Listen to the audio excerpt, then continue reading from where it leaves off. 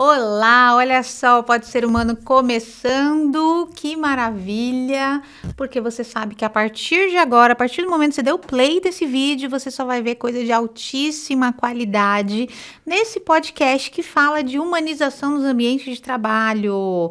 Em algum momento a gente se perdeu e a gente esqueceu que isso é importante, então a gente trouxe esse podcast, esse Pode Ser Humano, para você se lembrar, mandar para o seu líder, para a liderança toda, para a diretoria, para qualquer lugar.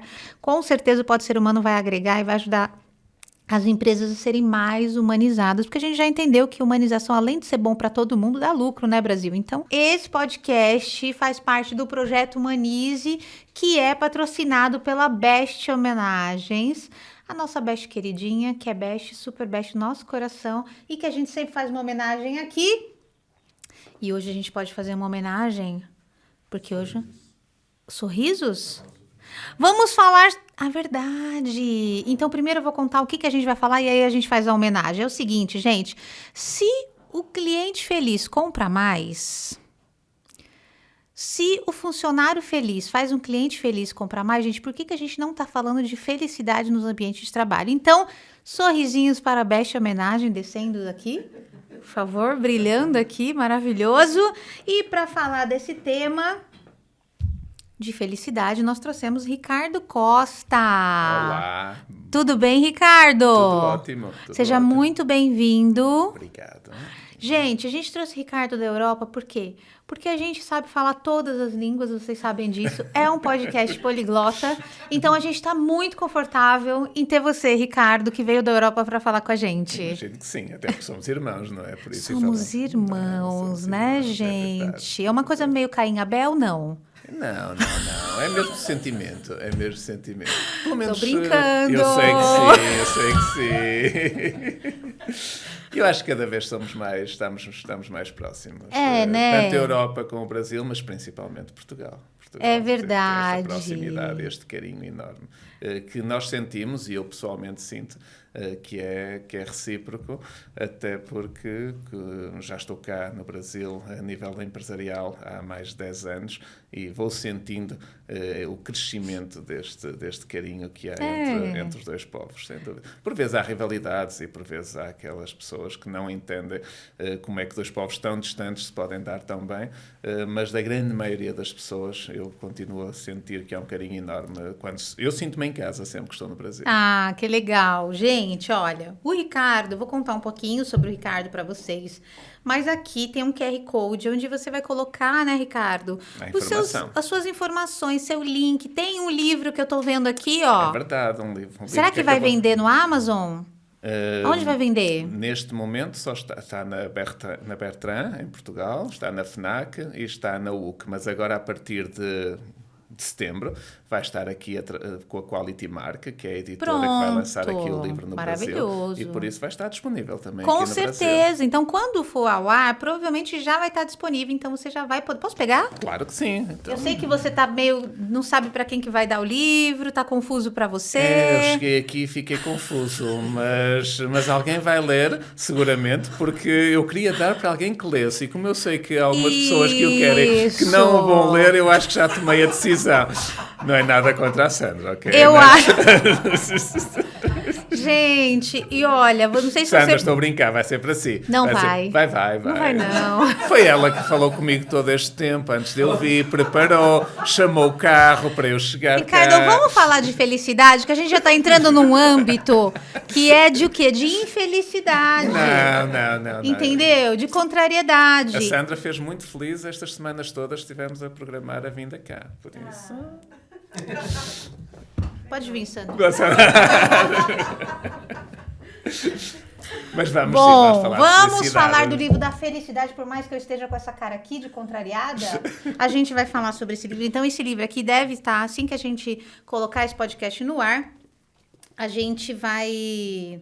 Como as pessoas felizes podem tornar as empresas mais produtivas e lucrativas. Você já colocou, a felicidade é lucrativa, Brasil. Isso é verdade. E o pessoal não quer falar disso, Mas né? Nas falar. empresas, até né, porque Ricardo? se não quiserem, o mercado vai fazê-las falar. Porque as pessoas vão... Sim. Eu não sei muito bem no Brasil, mas em Portugal o paradigma do mercado de trabalho mudou. Antigamente eram as empresas que escolhiam as pessoas para trabalhar. Hoje em dia, cada vez são mais as pessoas que escolhem as empresas. É verdade. E ninguém quer estar num sítio onde é infeliz, ninguém quer estar num ambiente tóxico, ninguém quer estar com líderes intragáveis e que são tudo menos humanos. Por isso, há um caminho que vai ser paralelo. Por um lado, mentalidade dos líderes, que vão perceber que esta é uma prática de gestão que conduz à lucratividade. Por outro lado, o próprio mercado vai encarregar-se de forçar aquelas empresas, aquelas lideranças que ainda não estão preparadas para esta mudança, a mudar e a perceber que, de facto, a felicidade é mesmo lucrativa. É verdade. Nossa, é verdade. Você trouxe muita verdade. Antes da gente continuar, Ricardo, a gente faz uma autodescrição para as pessoas que estão só escutando a gente, tá bom? Vamos a isso. Então, eu vou começar. Meu nome é Vivi Dobelin, eu sou uma mulher branca de 1,57 m, eu tenho o cabelo preto curtinho, olhos castanhos escuros. Hoje eu visto uma blusa azul de manga comprida e gola alta, que o Ricardo já reparou, né, Ricardo? Já. Eu que achou que eu ia estar com regata. Ia estar tanto calor em São Paulo. 5 graus que bateu esta noite, não é? Por isso. Sim, Ricardo trouxe aqui esse inverno, mas lá tá quente também, né, agora? Não, lá em verão. 37 graus que estava em Portugal. Foi isso, gente, que loucura. Bom, e eu tô vestindo também uma calça preta e um sapato aqui creme, e a gente tá aqui no nosso ambiente de estúdio, com os microfones, águas, canecas, o livro disputado do Ricardo, e Ricardo à minha frente, pode se descrever, por favor. Então, meu nome é Ricardo Costa, tenho 45 anos, também sou branco, neste momento mais moreno porque apanhei 3 semanas de sol e por isso estou assim um pouco mais castanha. Sim. O cabelo já é branco, mas isso é da idade. E estou aqui de calça de jeans, com camisa branca e num ambiente muito, muito agradável aqui com a Vivi para falarmos sobre pessoas, falarmos sobre felicidade no trabalho. É verdade. Gente, que delícia, né? Bom, 7h78, você nasceu dia 18 de outubro de 78. Eu estava programada para nascer nesse dia. Sério? Aham, só que daí depois eu atrasei um pouco, que eu tenho essa coisa de atrasar. De atrasar. E nasci dia 1º de novembro, mas eu era para nascer dia 18 de outubro, que é inclusive a data de aniversário da minha avó, de 78. A minha filha também era para nascer a 18 de outubro. E nós atrasamos 3 dias, nasceu a 21, para ter o dia dela, porque essa coisa de pai e filha terem o mesmo dia de aniversário não cola bem. Aproveitando isso, eu fiz isso, tá? Eu errei nisso. A minha filha, a gente programou pro dia do pai dela. Não foi uma boa ideia.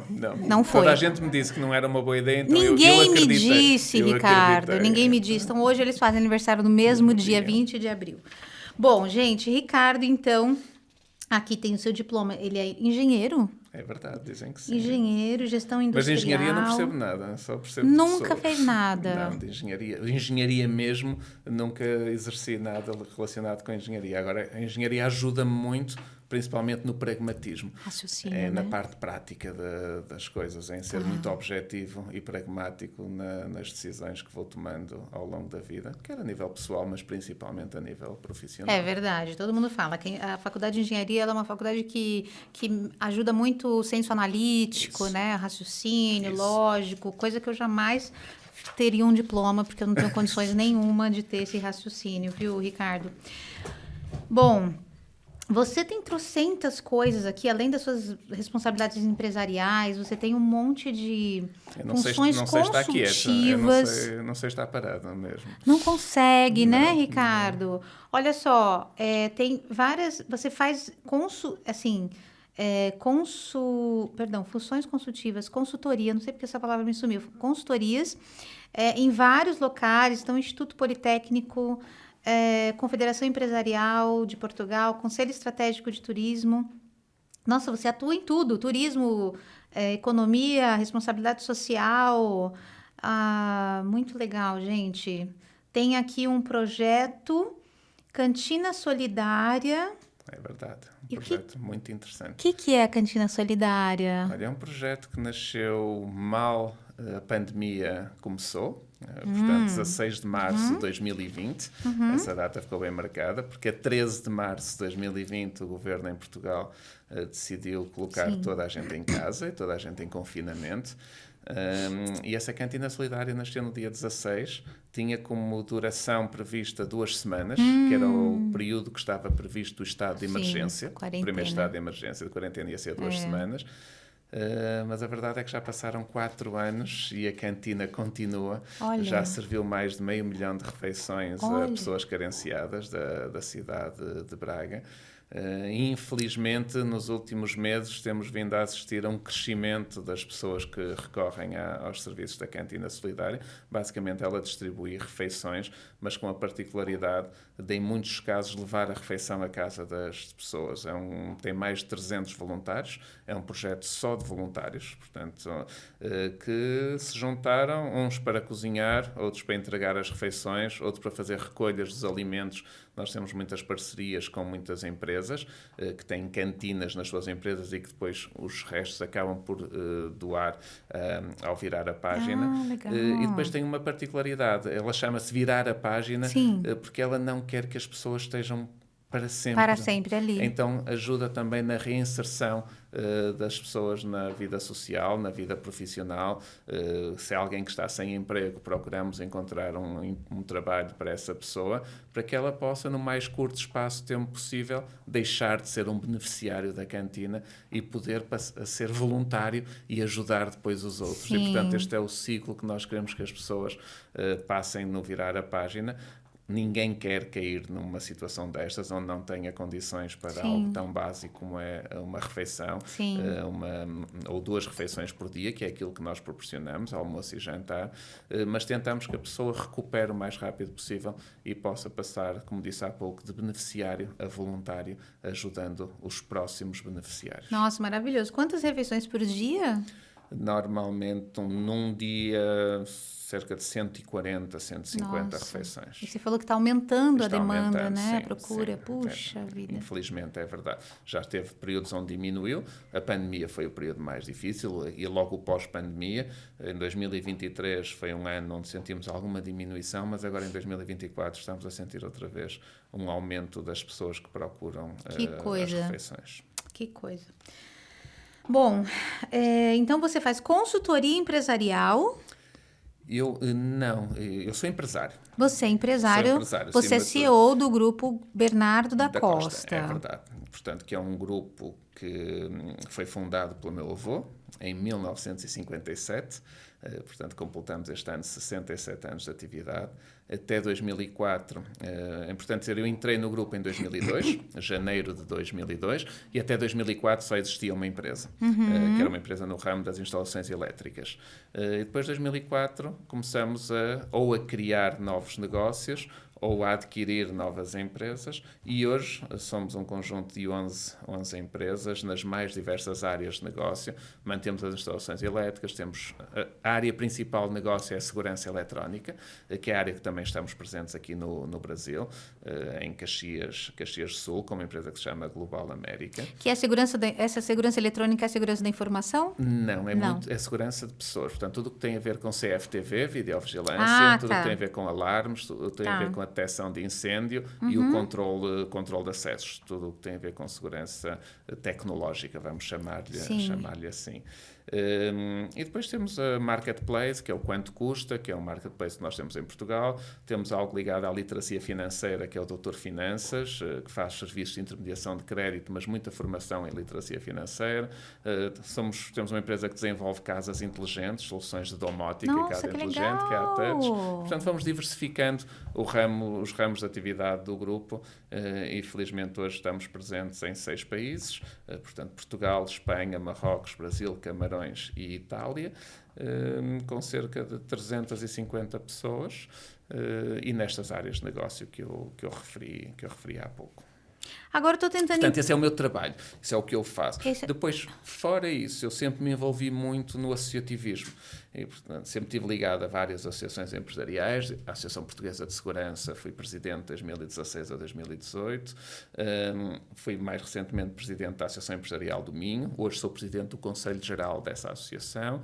E por essa via acabo por estar ligado a alguns conselhos estratégicos, como é o Conselho Estratégico do Turismo, como é parte das universidades, do ensino superior através do IPCA, do Instituto Politécnico Cabo do Ave, e depois algumas revistas do MIT e revistas também na área empresarial, onde acabo por fazer parte do Conselho Estratégico dessas organizações. Você só tem uma empresa? Me senti um lixo.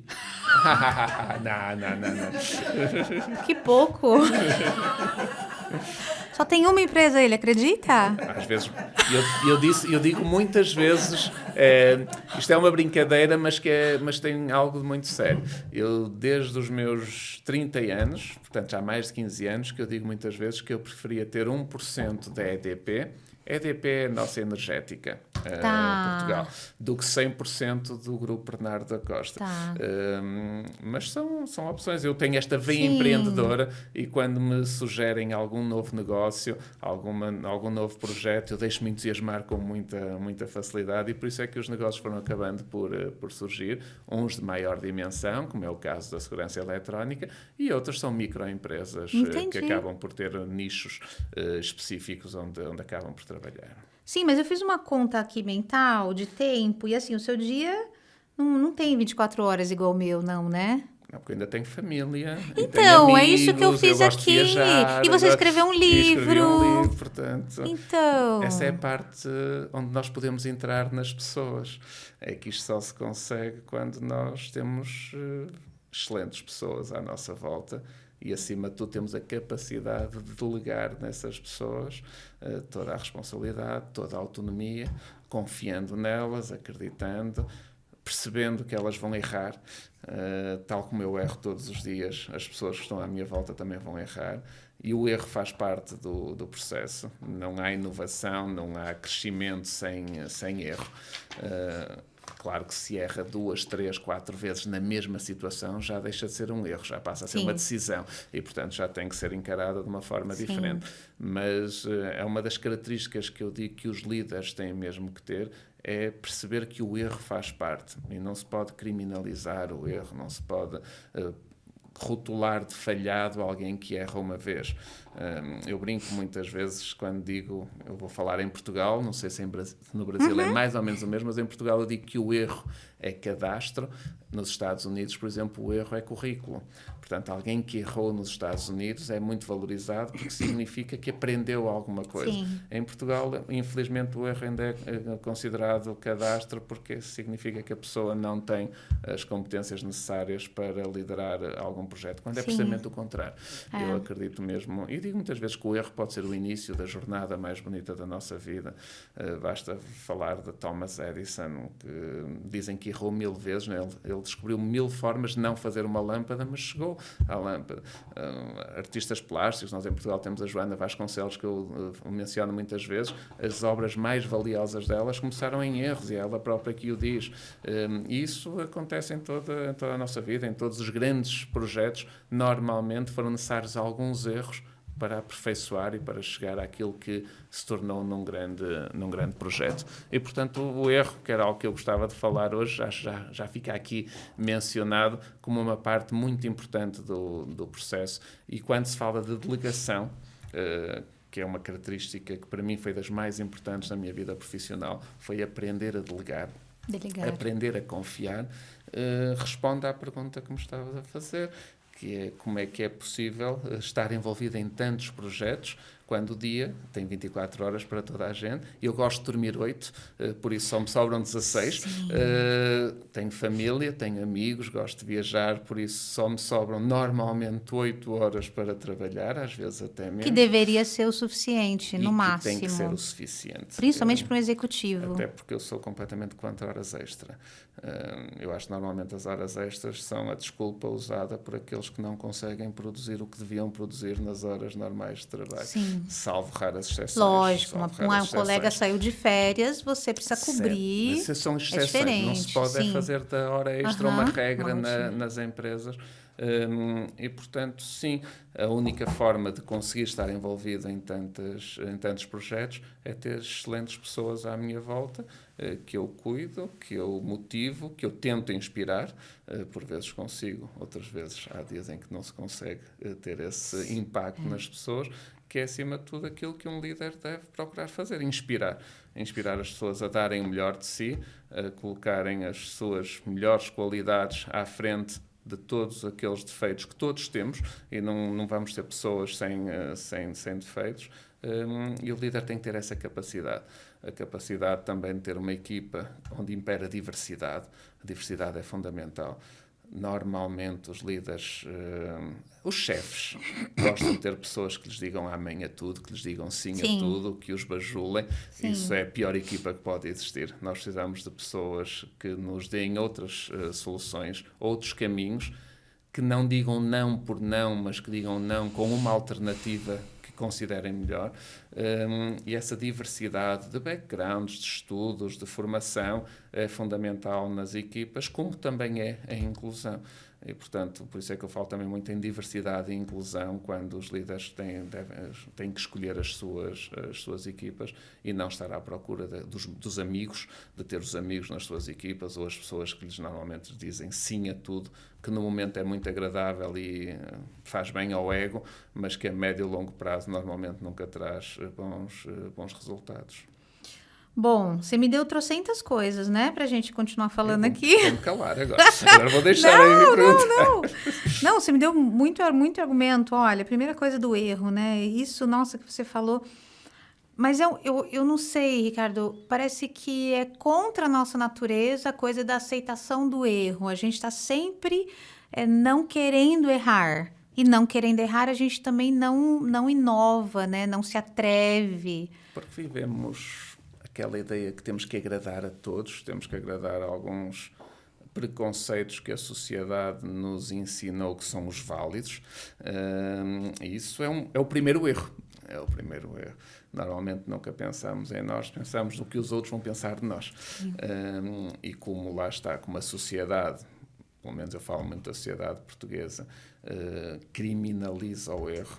Alguém que tem um insucesso profissional, há um empresário que por algum motivo a sua empresa acaba por não ter sucesso e acaba por ter que fechar a empresa, é logo rotulado falhado, é logo um empresário falhado. Quando não é assim, há muitos fatores externos que podem fazer com que um negócio não funcione.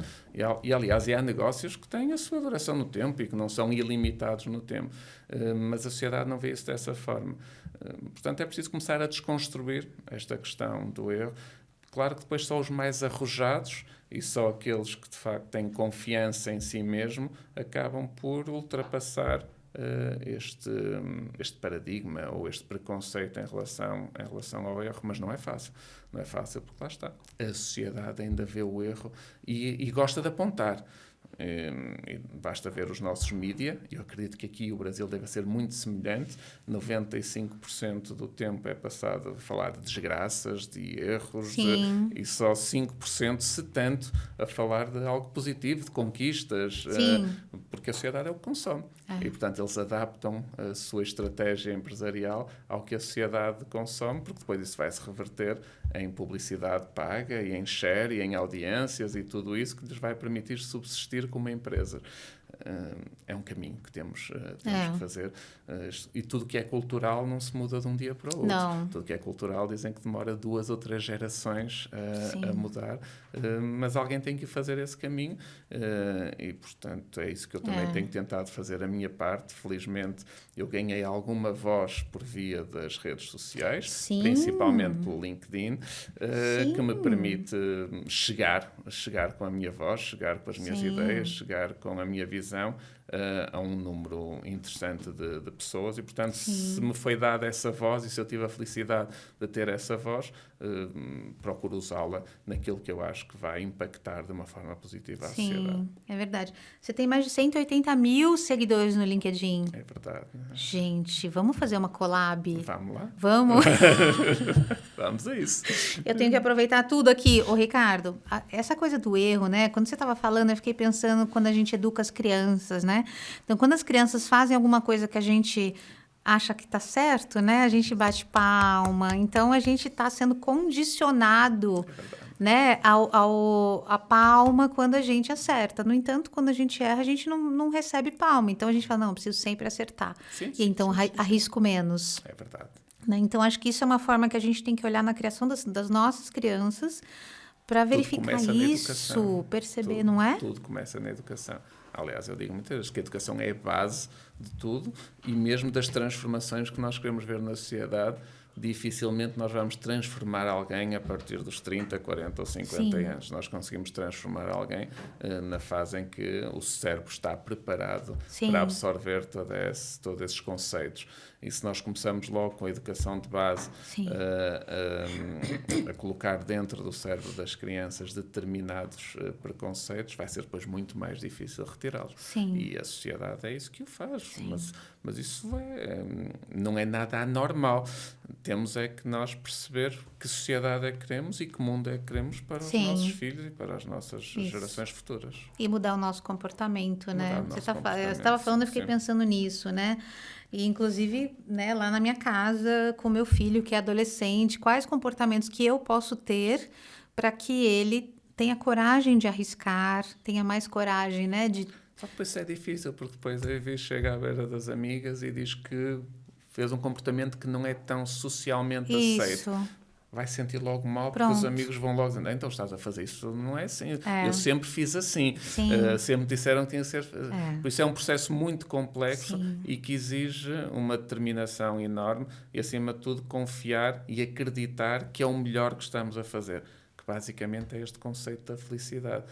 Que toda a gente quer ser feliz. Eu não conheço ninguém que não queira ser feliz. Depois podemos ser felizes de diferentes formas. Então, porquê é que nos recusamos durante tanto tempo a falar de felicidade nas empresas? Porque é que nós... Ainda nos recusamos, né? Ainda nos recusamos. Eu posso dizer que a maioria ainda se recusa a falar de felicidade nas empresas. A gente recebeu aqui o Sérgio Amade, ele tem uma ferramenta que mede a felicidade. Mas para algumas empresas ele não usa a palavra felicidade. Ele usa o índice de favorabilidade. Aí as empresas gostam. Não, eu comecei a falar mais deste tema a partir de 2017, que foi o ano em que nós criamos o Departamento da Felicidade no grupo. Uma história muito curiosa. Foi o primeiro, inclusive. Em Portugal foi o primeiro. O primeiro departamento de felicidade num grupo privado. Surge de uma viagem que eu fiz ao Dubai e percebi que em Abu Dhabi existia um Ministério da Felicidade. E então eu pensei, se houve um país que teve a coragem, a audácia de criar um ministério para cuidar da felicidade dos seus cidadãos, porque não uma empresa também ter um departamento que cuide da felicidade dos seus colaboradores. E é assim que nasce o Departamento da Felicidade, mas é importante dizer que é uma consequência de uma cultura organizacional que vem desde 1957. O meu avô, até 1979, o meu pai e o meu tio, de 1979 até 2011, tinham o seu departamento da felicidade. Ele só não estava, era estruturado e não tinha esse nome, mas a cultura organizacional estava lá, que era de valorização das pessoas, de reconhecimento, proporcionar um ambiente de trabalho onde impera a saúde, o bem-estar, o equilíbrio entre vida pessoal, profissional e familiar. Portanto, isso é o mais importante. Porque também o que nós assistimos muitas vezes nos dias de hoje são muitas empresas a querer criar isto à pressão. Como isto está a começar a ser moda, pensam que um conjunto de frases bonitas nas paredes, pôr fruta e água na empresa, já faz com que as pessoas sejam todas felizes. Isso não vai funcionar. Não vai se desmoronar como um castelo de cartas à primeira contrariedade. Porque o que tem que existir é uma cultura empresarial de valorização das pessoas, onde as pessoas de facto estejam no centro da organização, estejam inclusive acima dos lucros. eu já vou falar sobre isto, porque nós, por termos um departamento da felicidade, em Portugal usa-se esse termo, não sei se no Brasil se usa, nós não somos a Santa Casa da Misericórdia. A Santa Casa da Misericórdia não é feita para dar lucro. As empresas são feitas para dar Isso. lucro. Ponto. E quem disser o contrário está enganado. Isso. Até porque está no Código das Sociedades Comerciais, a empresa tem que dar lucro. Se der 3 anos de prejuízo, tem que fechar. Portanto, agora, o que se faz com o lucro é que pode diferir de gestão para gestão. Nós acreditamos que uma parte significativa do lucro deve ir para as pessoas que ajudaram a construir esse lucro, portanto, para os colaboradores. Depois temos outra parte do lucro que vai para a sociedade, que é o que nós chamamos o giving back, que é nós devolvermos à sociedade aquilo que a sociedade nos ajuda a conquistar. Sem sociedade, sem comunidades, as empresas não existiam, não tinham a quem vender os seus produtos nem os seus serviços. E depois a outra parte do lucro deve ser distribuído pelos acionistas ou reinvestido na empresa, o que normalmente é feito. Mas deixar isto bem claro, as empresas são feitas para dar lucro. Primeiro ponto. Mas as pessoas têm que estar no centro. Eu acredito muito que se nós investirmos nas pessoas, as pessoas vão cuidar de todos os stakeholders à volta da organização. Vão cuidar dos clientes, vão cuidar dos fornecedores, vão cuidar dos parceiros.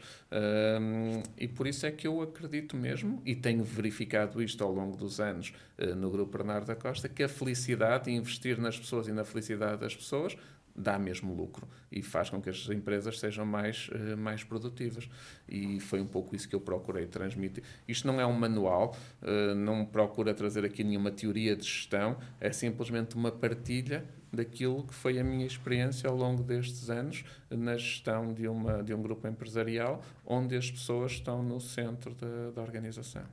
Como você traduz as pessoas colocarem no centro? Como é esse cuidado, essa valorização que as empresas podem dar para o funcionário no momento que a gente é tão diverso? Então, o que é valorização para mim não é para ele. Como que você consegue... Essa é uma questão que eu falei, que eu toquei há pouco, que é a forma como nós somos felizes. Diverge muito pessoas para pessoas. Seguramente nesta sala nós todos somos felizes de formas diferentes. Isso. E estar atento a esta individualidade foi, se calhar, dos caminhos mais importantes desde 2017, na altura em que nós constituímos formalmente o Departamento da Felicidade, até hoje. Se nós, no início, procurávamos ter um programa de benefícios que era muito generalizado, que nós avaliávamos 3 em 3 meses para perceber aqueles que tinham mais impacto, os que tinham menos impacto e que sugestões os colaboradores nos davam para incluir os benefícios, mas eles acabavam por ser para todos iguais. Eu vou dar um exemplo. E isto até começou antes de 2017. Nós, em 2014, decidimos oferecer uma viagem a todos os colaboradores se atingíssemos o objetivo anual. Olha! E a primeira viagem que nós escolhemos foi Punta Cana. Portanto, era uma semana em Punta Cana, com tudo pago. Eu, se perguntasse aqui nessa Léo, sala... presta atenção aqui agora nesse... Mas agora... Tá importante essa parte aqui Esta parte aqui... Mas esta é mesmo importante. Essa parte aqui da viagem. E porquê que é importante? Se eu perguntasse aqui nesta sala, quem quer ir uma semana a Punta Cana com tudo pago, tudo incluído? Toda a gente dizia Eu quero sim. ir. Bora! Mas então vamos ver o que aconteceu. Isso foi um convite? Claro! Não, que eu achei aqui, ficou meio... Parecia, não é? Parecia um convite. Quem quer ir? Então nós fizemos o mesmo. Atingimos o objetivo. Depois já vamos falar sobre isto, sobre os objetivos, como é que eles devem ser colocados nas empresas, porque se eles forem inatingíveis, um objetivo funciona ao contrário. Até porque ninguém acredita e as pessoas resistem logo no início. Mas nós colocamos objetivos ambiciosos, mas realistas, e atingimos o objetivo. E o que é que nós percebemos das pessoas? 60% dos nossos colaboradores estavam a encarar a viagem como um constrangimento e não como um prémio. É verdade. Olha que loucura, é verdade. Ciúmes da mulher, ou da esposa ou do marido, filhos, questões familiares, uma série de coisas. E nós fomos obrigados, entre aspas, a criar uma alternativa à viagem, que foi um salário extra para quem não quisesse ir à viagem. Isto é só para nós percebermos que às vezes as empresas disponibilizam um benefício, um prémio, e que ele não é percepcionado da mesma forma por toda a gente. Neste caso, a maioria das pessoas não estava a encarar a viagem como um prémio. Nós fizemos esta viagem 6 anos e, no final, já a maioria já queria a viagem em vez do salário. Portanto, foi mudando a percepção, porque foram vendo como é que iam sendo as viagens anteriores. Mas isto leva-nos a pensar que nós não sabemos nada do que as pessoas querem.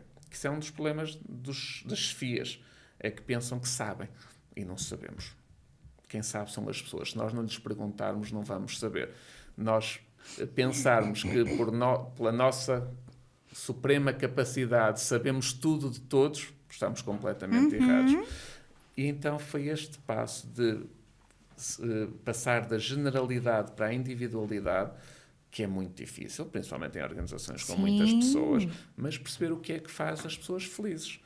E aí nós começamos a dar mais valor à questão de flexibilidade de horário de trabalho, teletrabalho ou trabalho híbrido, prémios individuais, de forma a irmos de encontro àquilo que de facto faz as pessoas felizes. Formação, qualificação das pessoas, benefícios que incluem as famílias e não só o trabalhador, e portanto são tudo benefícios, projetos que as empresas podem direcionar para responder à pergunta que me fizeste, que é como é que nós pomos as pessoas no centro das organizações, valorizando-as, reconhecendo-as, proporcionando um ambiente de trabalho onde elas se sintam seguras, com saúde, e onde consigam encontrar este equilíbrio que é tão mais valorizado hoje, que é o equilíbrio de vida pessoal, profissional e familiar. E então, se nós formos falar desta nova geração que está a chegar ao mercado de trabalho, que é uma geração que muita gente diz que não tem valores, eu acho que isso é uma falácia total.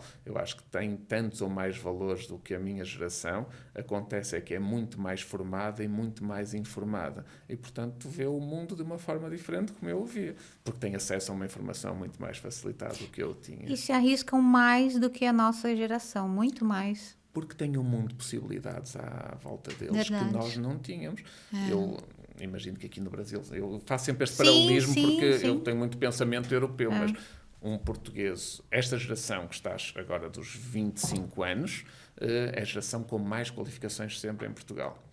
E é uma geração que não tem que ficar em Portugal, porque com 100 euros consegue um voo para qualquer capital europeia, seja no centro ou no norte da Europa, onde as suas qualificações vão ser valorizadas por lideranças e chefias que vão perceber como é que ela pode ser feliz.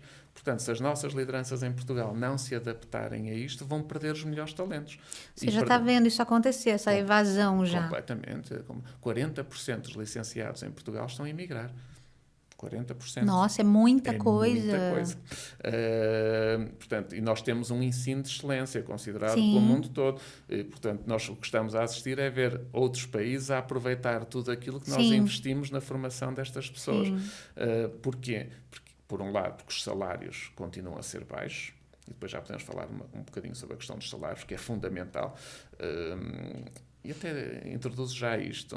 Eu digo muitas vezes, o salário emocional, que é tudo isto que nós falamos, dos benefícios, do cuidar das pessoas, da valorização, nunca pode substituir o salário real. Sim. Tem que ser um complemento. Aquelas pessoas que pensam que uma palmadinha nas costas substituem, vou falar em reais, 500 reais no final do mês, estão completamente enganados. Porque é com esses reais que as pessoas organizam a sua vida, decidem se têm filhos, se não têm, se mudam de casa, se não têm, programam todo aquilo que é o seu futuro pessoal e familiar. Portanto, um tem que ser o complemento do outro. E a verdade é que em Portugal nós temos os salários mais baixos da Europa.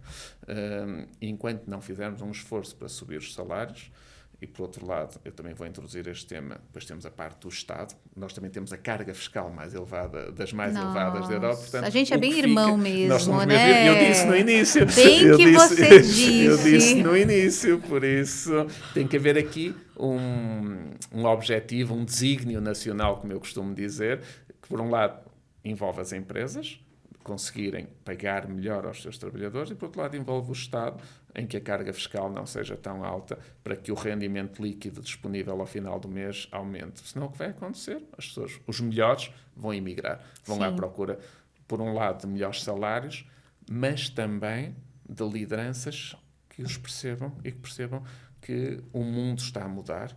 Nós temos tantas transições a decorrer neste momento. tudo o que está ligado à transição energética ou climática, mas essencialmente o que está ligado à transição, ao desenvolvimento tecnológico, onde surge à cabeça a inteligência artificial, que vai mudar todo o paradigma da nossa vida e, como é lógico, do mercado de trabalho. E enquanto as lideranças não perceberem isso, vamos ter um problema, principalmente os países onde a este nível estamos mais atrasados. E nós não nos podemos esquecer que Portugal partiu muito atrasado no que se refere às qualificações. Nós, há 30 anos atrás, tínhamos as qualificações mais baixas da Europa. Herdamos isso da nossa ditadura, de Salazar, e, portanto, tivemos de fazer um caminho muito rápido de recuperação dos níveis de qualificação. Mas a verdade é que as nossas lideranças, como a maioria delas estão na casa dos 40, 50 anos, ainda sofrem desta iliteracia. E então nós somos o pior país da OCDE no gap de qualificações entre empresários e trabalhadores. Nós, em Portugal, temos trabalhadores muito mais qualificados que os empresários. E isto é um problema. Nossa! É verdade. E, por outro lado, também temos lideranças que, na sua grande maioria, chegaram ao cargo de liderança ou por antiguidade ou por competências técnicas. E esqueceram-se que as pessoas, os líderes, mais do que liderar processos ou procedimentos, lideram pessoas. Se não tiverem as skills necessárias de gestão de pessoas, não vão ser bons líderes, seguramente. E a grande maioria não as tem. Portanto, nós precisamos de fazer aqui uma requalificação muito grande nestas skills e de fazer perceber às lideranças que, mais do que liderar um processo, um procedimento, elas lideram pessoas. Portanto, têm que perceber de pessoas. Isso é um caminho que tem que ser feito. E eu aqui imagino que o Brasil esteja numa situação muito parecida, semelhante, muito parecida. Por isso nós somos irmãos em muitas coisas. É verdade.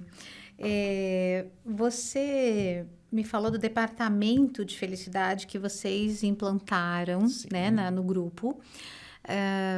Como que tem procedimentos esse departamento da felicidade? Ora bem, ele no organograma ele está exatamente ao mesmo nível dos outros departamentos.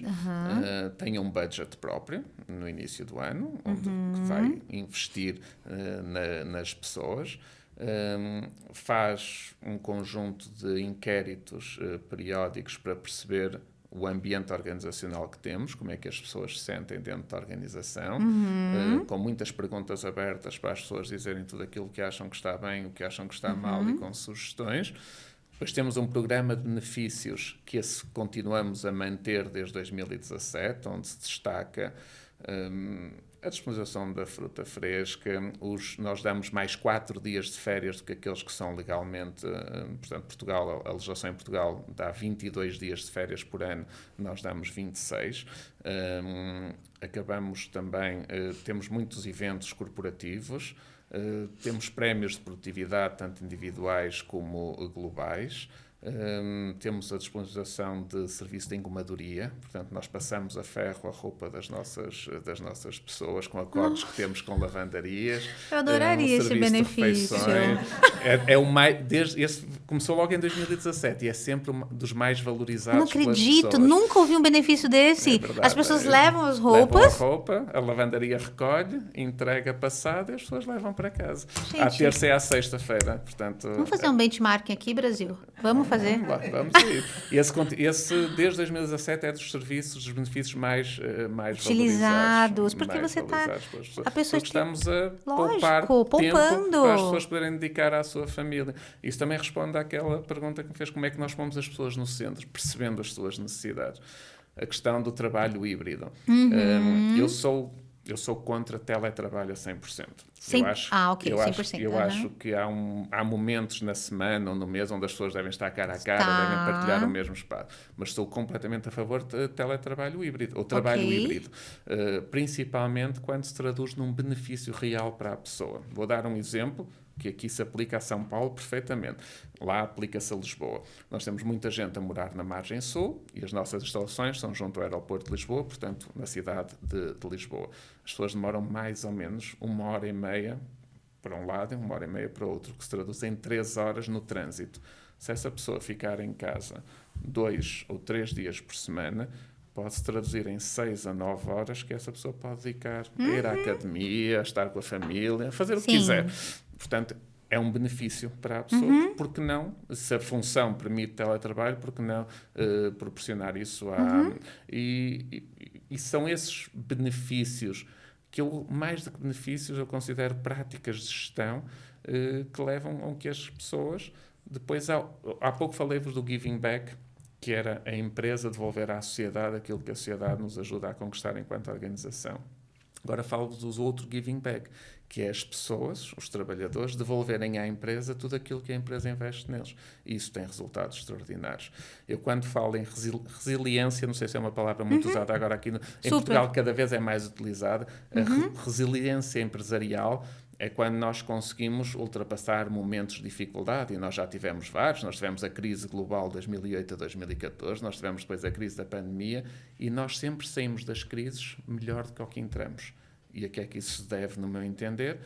As pessoas a devolverem à empresa tudo aquilo que a empresa investiu nelas durante o tempo em que estava tudo bem, onde a economia fluía e prosperava.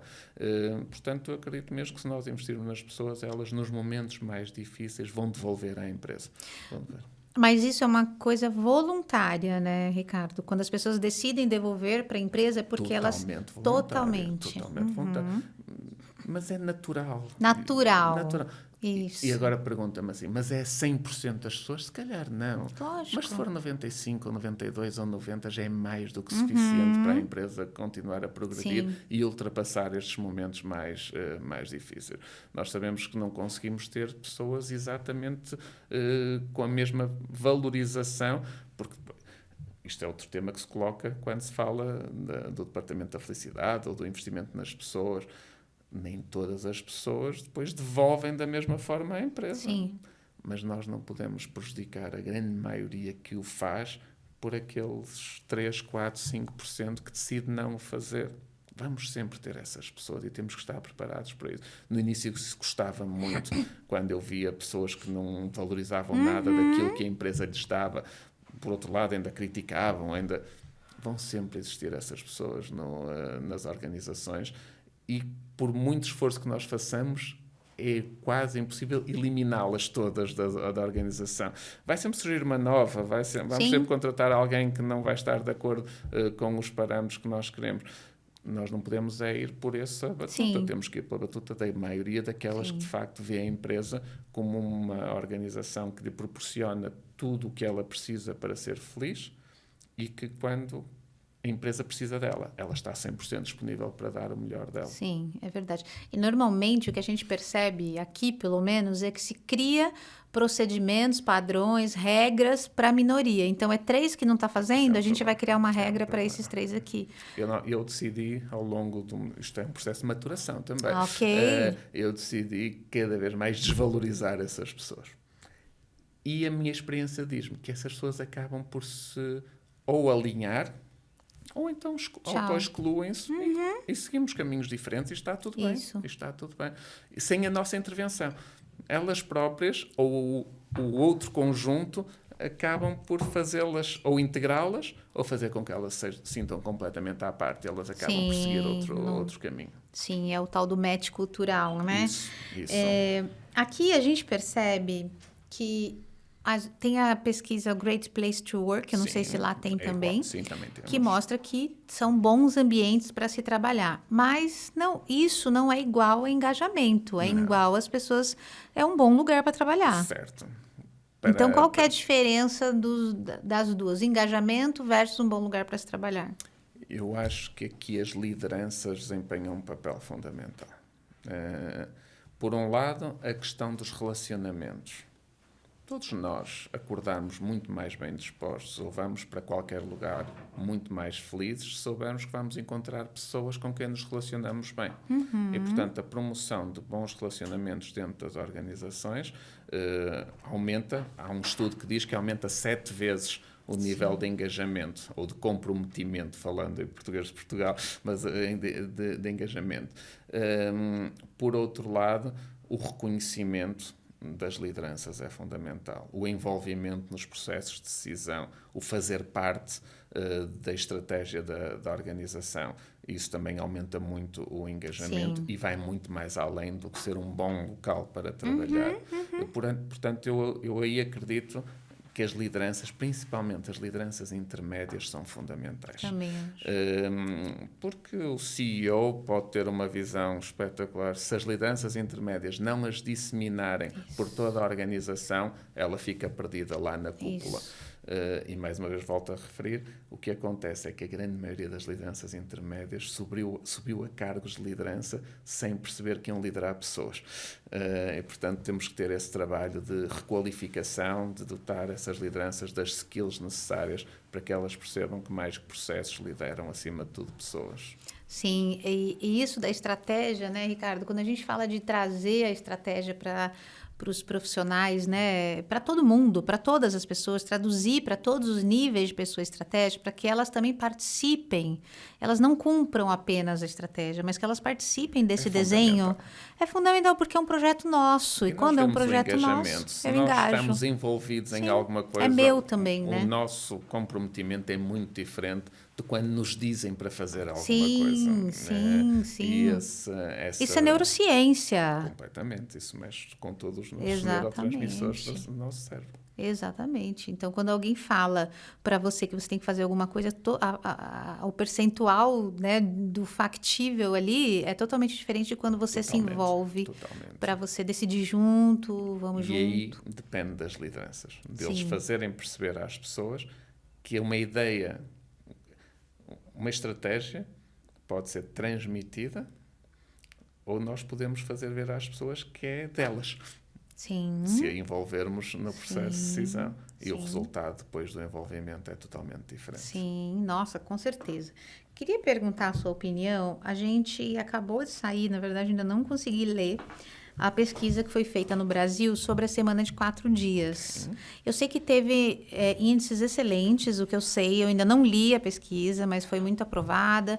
Acho que mais de 90% das empresas testes vão continuar com a semana de 4 dias. O que você tem visto em termos de tendência? Nós tivemos também um estudo que foi promovido pelo Ministério do Trabalho há cerca de 2 anos. Teve um coordenador, que é o Pedro Gomes, que trabalha no Reino Unido, que escreveu um livro sobre a semana de 4 dias. Ela não teve muitas empresas, esse estudo não teve muitas empresas aderentes, cerca de 40 empresas, e todas de pequena, média dimensão. Não teve nenhuma grande empresa. Okay. Portanto, os dados porque a conclusão foi transmitida há cerca de 3 meses, e a conclusão é muito positiva de todas as empresas que aderiram. Agora vou dar a minha visão sobre o tema. Eu acho que nós vamos todos trabalhar menos no futuro. Não tenho a mínima dúvida disso. Por um lado, pelas questões que falei há pouco de equilíbrio, vida pessoal, profissional e familiar, e da forma como esta geração cada vez vê mais isso com importância, mas por outro lado, porque todo o desenvolvimento tecnológico, principalmente o que está ligado à inteligência artificial, vai nos ajudar a poupar tempo. Há um conjunto de tarefas e funções que nós perdemos. Eu falo por mim, eu eduquei-me a utilizar todos os dias a inteligência artificial, o ChatGPT, e noto uma poupança significativa de tempo em algumas funções que eu fazia que agora, em 30 segundos, uma coisa que eu demorava 10, 15 minutos, em 30 segundos está feito. Eu depois preciso de mais 1 minuto e meio para rever e está feito. E, portanto, eu acho que o desenvolvimento tecnológico vai nos ajudar a poupar tempo com tarefas que eram mais chatas de fazer e permitir que nós façamos tarefas mais prazerosas, que nos deem mais prazer e que até sejam mais produtivas. Juntando estas duas coisas, eu acho que vamos todos trabalhar menos no futuro. Agora, não vai ser em todas as áreas à mesma velocidade. Se nas áreas do IT, eu acredito que daqui a 4, 5 anos nós podemos ter uma parte significativa das pessoas a trabalhar 4 dias por semana. Na área fabril, na área da construção, vai demorar mais anos. Isto falando por Portugal, mas que eu acredito que seja um pouco parecido com o que acontece no Brasil. Até porque nós temos problemas de produtividade. E o que nós estamos a falar é trabalhar menos horas, mas não haver uma redução do salário. Porque é esse o grande objetivo, é nós trabalharmos menos horas e não baixarmos a produtividade. Mas como nós ainda temos problemas de produtividade devido a muita coisa que eu disse atrás, questões de literacia, questões de qualificação das nossas lideranças... O que é literacia? Literacia pode-se trazer em qualificações, tá bom. em qualificações, níveis de qualificação. Níveis de qualificação. Nós precisamos de caminhar em paralelo, de forma a que a produtividade aumente e o número de horas trabalhadas vá diminuindo lentamente. E isso em alguns setores, principalmente setores industriais, vai demorar seguramente 10, 20, 25 anos. Não estimo que demore menos. Por isso se calhar vamos aqui acentuar algumas desigualdades em algumas áreas de negócio, mas é um caminho que vai ter que ser feito. Mas com a certeza que eu acho que vamos trabalhar. Nós estamos a pensar no Grupo Bernardo da Costa no próximo ano, em 2025, reduzir. Nós em Portugal, a nossa legislação são 40 horas por semana. Nós estamos a pensar reduzir para 36 horas por semana, fazer um piloto, onde toda a gente possa ter uma tarde ou uma manhã por semana sem estar a trabalhar. Os exemplos que eu tenho de algumas empresas que o estão a começar a fazer e que não participaram neste estudo das 40 horas semanais são muito positivos. Não conheço nenhuma que tenha perdido produtividade e até conheço algumas que ganharam produtividade ao reduzir a carga horária. Portanto, acho que é um caminho. Você está falando da felicidade no trabalho. Sim. Aí alguém está escutando a gente aqui e está falando, gente, mas eu não sou feliz. Aliás, aqui dizem que uma pesquisa que saiu há um tempo atrás, que 80% das pessoas não são felizes no que fazem. E aí, o que a gente fala para esse povo? Dá para ser feliz? Não dá para ser feliz? Tem que dar. Tem que dar. Tem que dar. Não podemos aceitar um ambiente infeliz, um ambiente por tóxico como uma inevitabilidade, como algo que tem mesmo que ser. Podemos perceber qual é o caminho para chegar a essa felicidade e há áreas de negócio, como eu disse, onde o caminho é mais rápido, há outras áreas derivadas às qualificações das pessoas, onde o caminho pode ser mais lento. Eu hoje acho que qualquer pessoa que tenha formação ou qualificações, principalmente nestas duas áreas, na área do ESG, sustentabilidade, e na área digital, tem o caminho facilitado para encontrar um ambiente de trabalho onde se sinta feliz. Agora, nós sabemos que há uma grande parte da população que não tem essas qualificações.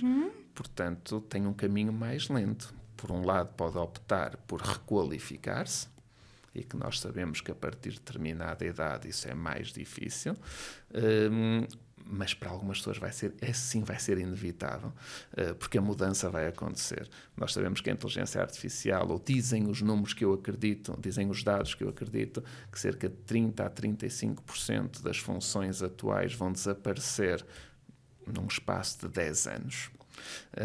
O que vai fazer com que muitas pessoas fiquem sem trabalho. Porque vai ser feito por máquinas, vai ser feito por autómatos, e essas pessoas vão ter que se requalificar. O meu conselho é tentem fazê-lo antes que sejam obrigadas a fazê-lo. Porque normalmente quando nós fazemos as coisas por nossa decisão, é sempre muito melhor do que sermos obrigados a fazê-los à pressão. Eu sei que há pessoas que só trabalham sob pressão, mas eu continuo a acreditar que é melhor sermos nós a tomar a decisão de nos requalificarmos para áreas, por um lado, que nos deem prazer, mas, por outro lado, que sigam a tendência do que está a ser a evolução do mercado. Por outro lado, aquilo que eu disse no início, o mercado vai ter que se adaptar a estas novas tendências, a estas novas transições, a este novo estilo de liderança. Eu não quero acreditar, tirando determinados nichos, que empresas que tratem mal as pessoas, que promovam ambientes tóxicos, que se perpetuem no tempo. Porque não vão conseguir, porque não vão ter pessoas. Lógico. E as empresas são feitas... pelo menos não vai ter o melhor das pessoas. E as empresas são feitas de pessoas. Portanto, não há empresas extraordinárias sem pessoas extraordinárias. Cada vez vai ser mais difícil acontecer, salvo determinados nichos ou determinados monopólios, vamos chamar-lhe assim. Portanto, as pessoas sempre podem optar por esperar por essa mudança, mas essa vai demorar. É cultural, como eu disse há pouco, e tudo o que é cultural demora sempre muito mais tempo. Portanto, o meu conselho é, se estão nessas áreas, Seguramente não lhes vão faltar empresas que promovam ambientes de trabalho felizes para ir trabalhar, se não estão ou requalificarem-se ou simplesmente esperar que essa mudança aconteça, que essa é a última opção na minha visão. Da lista, né? Quando a gente fala também de liderança humanizada, Ricardo, as pessoas também acham que é o chefe bonzinho, que é a liderança paternalista, né? Mas é tudo o contrário. Então, e o que é, então, essa liderança humanizada? Olha, eu costumo dar algumas características que um líder humanizado deve ter. Eu já falei do erro, já falei da confiança, portanto é uma liderança que confia nas pessoas e que tem a capacidade de delegar. Já falei na questão do equilíbrio entre vida pessoal, profissional e familiar. Portanto, é alguém que entenda que as pessoas têm uma vida além do trabalho e que percebam que ela tem que estar equilibrada nas suas várias dimensões. É alguém que dá o exemplo. E o exemplo é sempre a melhor forma de liderar. E é aquele que arrasta. É aquele que faz com que as pessoas se sintam inspiradas e, portanto, às vezes nós esquecemos do exemplo, às vezes dizemos que é para fazer, mas nós esquecemos de o fazer enquanto líderes. Isso é fundamental nós fazermos. Mas é alguém que é frontal. A transparência é fundamental. Nós, desde que começamos a ser totalmente transparentes, e o que é que eu quero dizer com isto? Nos prémios, nos salários, nos benefícios, nos resultados, nós somos 100%. Toda a gente sabe tudo. Aquela história de ter uma reunião e dizer, olha, vou-te aumentar R$500, mas não digas a ninguém. Isso não pode existir. O que é que vai acontecer? Essa pessoa vai sair da reunião e vai dizer à primeira pessoa com confiança e, portanto, isso vai se espalhar e depois vai haver a informação e a contra-informação e as pessoas a tentarem perceber.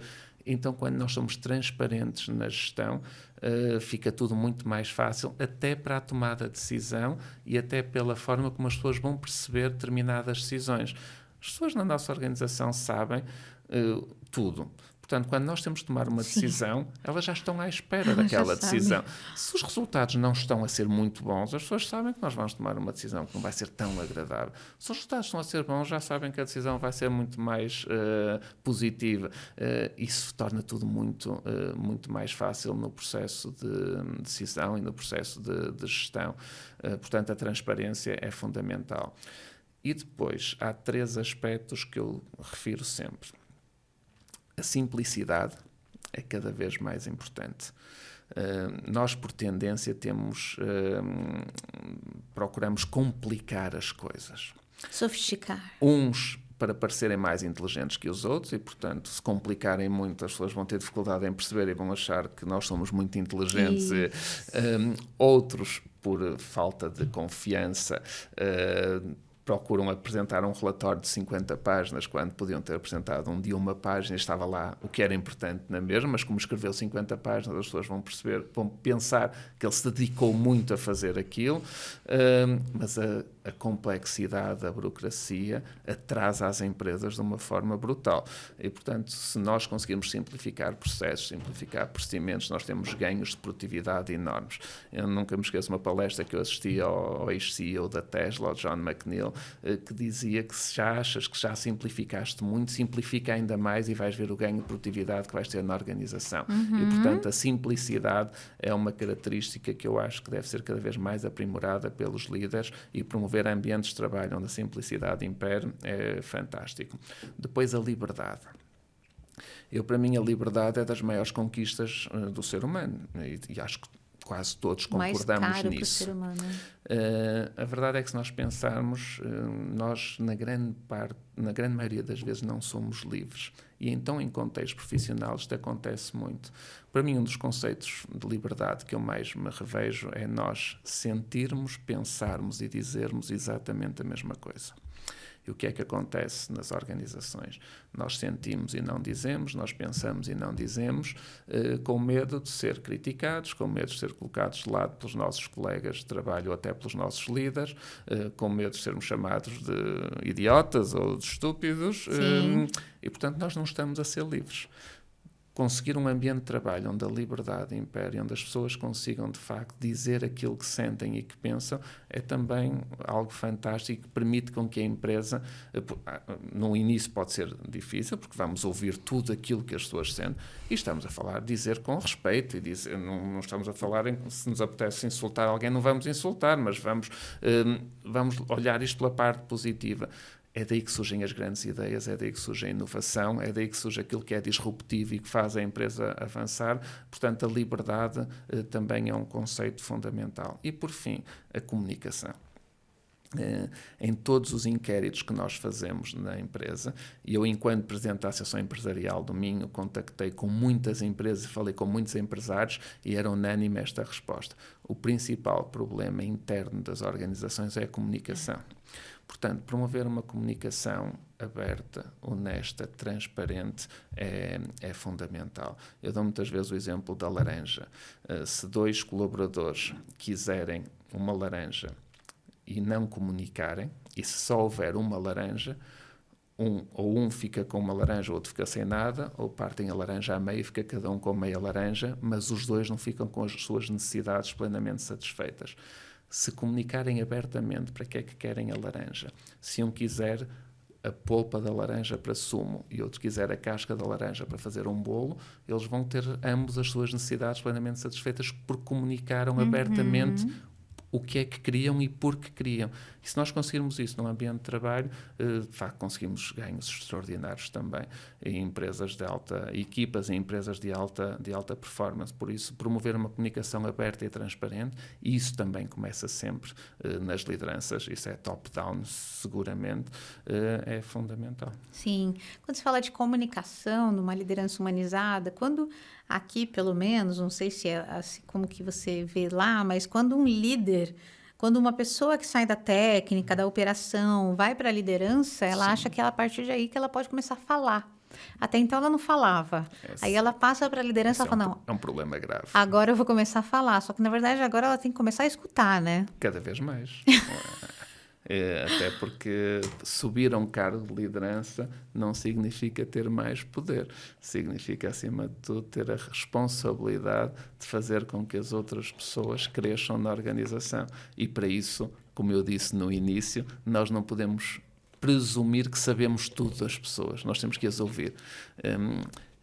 Isso, eu ia deixar essa parte para o fim, mas posso já introduzir porque falaste agora e é fundamental. É ouvir, escutar. Quando me perguntam o que é que a nossa diretora do Departamento da Felicidade faz, eu digo sempre, 80% do tempo, pelo menos, é passado a ouvir. Mesmo eu, para chegar a um conjunto de conclusões que resultaram no livro e nas práticas de gestão, tive que ouvir muito mais do que falar. Eu, há cerca de 1 ano e meio, criei uma rúbrica onde eu convidava pessoas de fora da empresa, pessoas que me inspiravam, empresários, políticos, a virem almoçar comigo à empresa, no meu escritório. E depois pensei, bem, eu estou a investir tanto tempo da minha vida a conhecer pessoas de fora, será que eu conheço bem as pessoas que trabalham comigo? E então troquei essa rúbrica que era o almoço e comecei a fazer pequenos almoços com os trabalhadores, com os colaboradores da empresa. E é impressionante, nós percebemos que temos pessoas há 15, 20 anos a trabalhar connosco e nós não as conhecemos verdadeiramente. Sim. E então dei muito mais importância a isso, faz com que os líderes intermédios também conheçam melhor as pessoas que estão com elas diariamente, e isso dá-nos uma informação que é fundamental para nós tomarmos decisões. Por isso, sim, um líder tem que cada vez mais escutar do que falar. E quando a gente fala de escuta, né, Ricardo, a escuta é muito mais do que pode falar, que eu tô ouvindo. Isso não existe, interagir, né? É escutativo, é nós estarmos a interagir verdadeiramente com a pessoa e percebermos tudo aquilo que impacta a pessoa. Tudo aquilo que é pessoal, tudo o que é profissional e que as várias dimensões da pessoa que depois impactam naquilo que é o seu dia-a-dia. É uma chamada escuta ativa, é nós escutarmos interagindo com a pessoa, não simplesmente estarmos ali a fazer de psicólogo ou estar a ouvir. Não.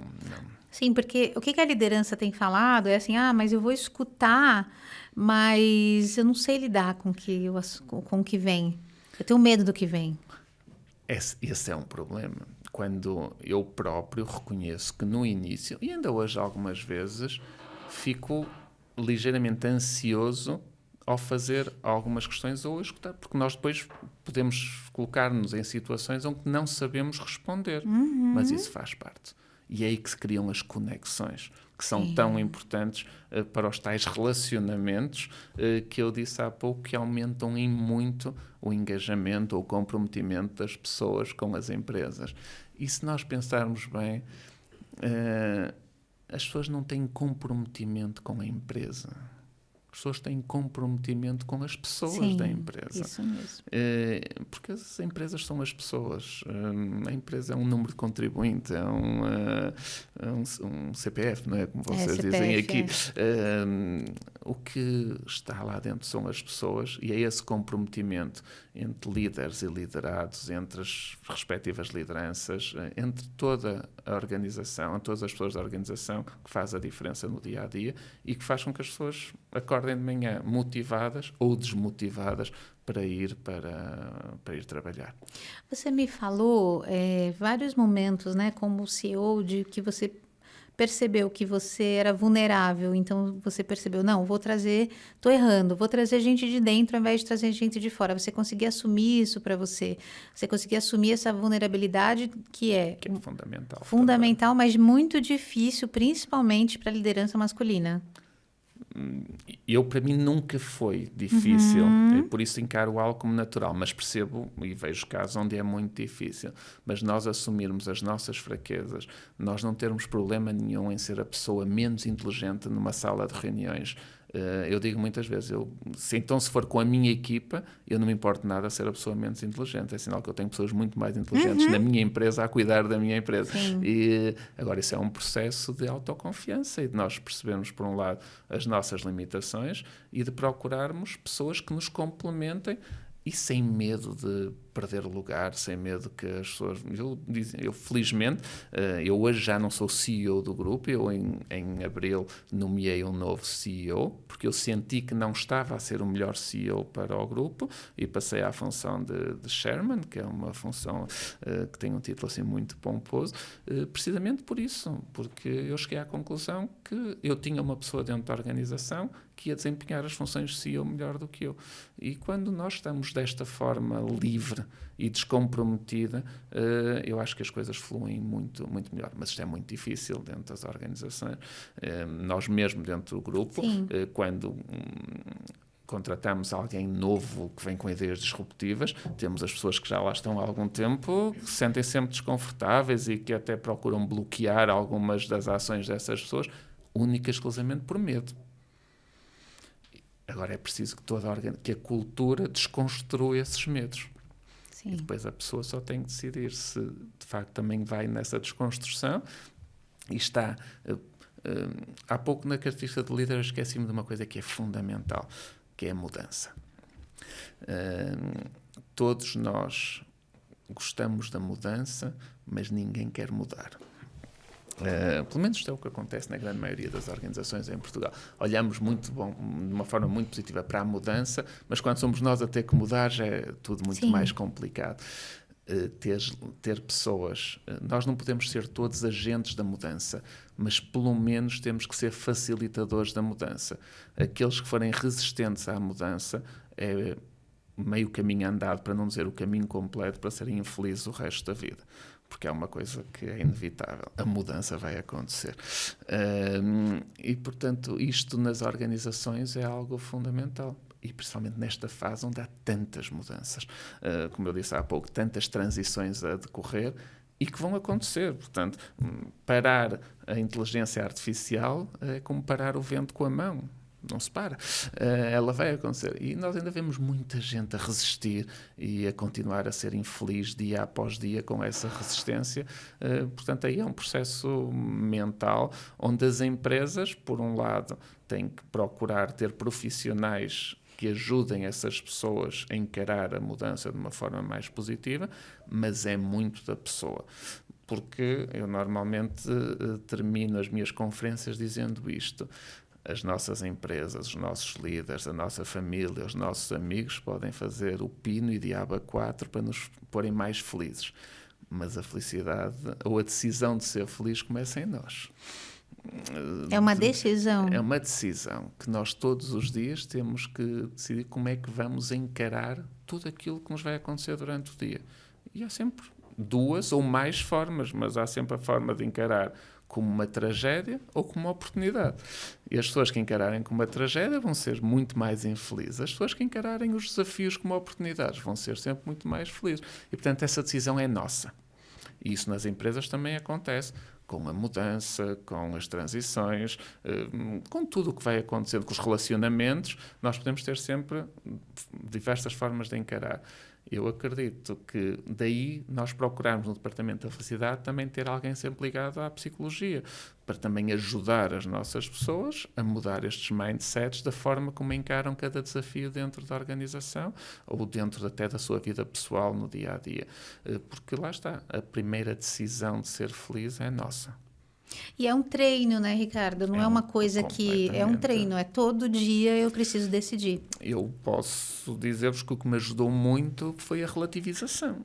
Portanto, nós relativizarmos os problemas ajudou-me a mim, pessoalmente, isto é uma partilha pessoal, não quer dizer que sirva para toda a gente, mas a mim ajudou-me muito a relativizar. Quando me surgia um problema, um cliente que não pagou, eu podia estar 15 dias a bater naquilo e a insultar o cliente, ou podia decidir, ok, vou entregar isto ao departamento jurídico, eu vou atrás de 10 clientes novos. Se o departamento jurídico conseguir cobrar, ótimo. Se não conseguir, eu já estou noutra e não vou estar a martirizar com isso. E quem diz esta situação diz outras. Até relativizar às vezes com... Eu viajei muito, principalmente viajei muito em África, onde vi realidades de pobreza extrema.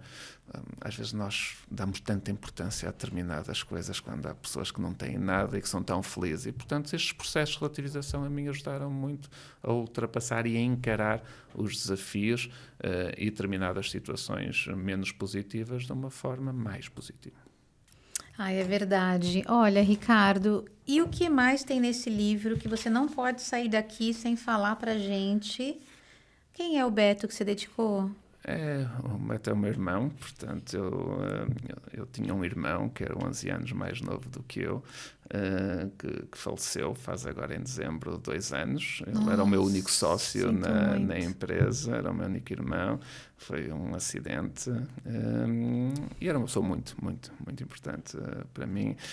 Uma pessoa que me complementava em diversas situações e, portanto, o livro foi inteiramente dedicado a ele. E aí, depois de uma tragédia tão grande, então, você tem falado de felicidade.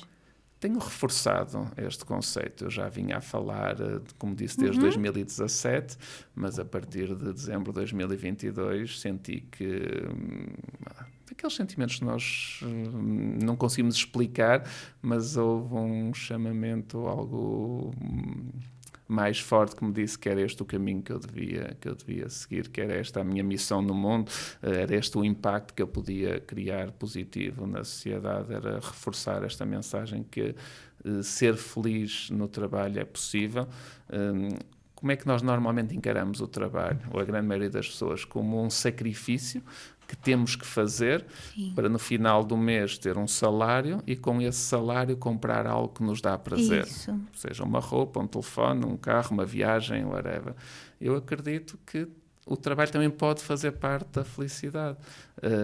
E é muito isso que eu... E que depois... Isso ainda pode ser lucrativo para as empresas. Sim. Que volto a dizer, as empresas são feitas para dar lucro. Você acha que a gente, então, como profissional, a gente tem que também ressignificar o trabalho? E se eu não estiver feliz lá, faz sentido eu procurar outro lugar. Completamente. E não ficar lá reclamando. Por isso é que eu, quando olho para estas leis do trabalho que amarram o trabalhador à empresa, eu dá-me um pouco de urticária, porque eu acho que isso é contraproducente. Nós estamos muitas vezes a amarrar a infelicidade dos dois lados.